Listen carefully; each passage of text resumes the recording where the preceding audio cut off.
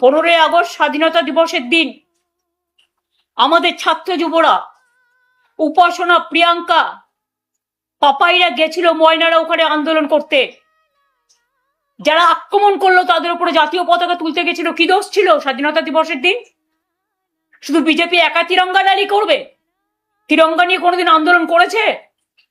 স্বাধীনতা আন্দোলনে ছিল? কোথায় ছিল তারা? ব্রিটিশদের দালালি করেছিল অনেকে বলেন, ইতিহাস বলে।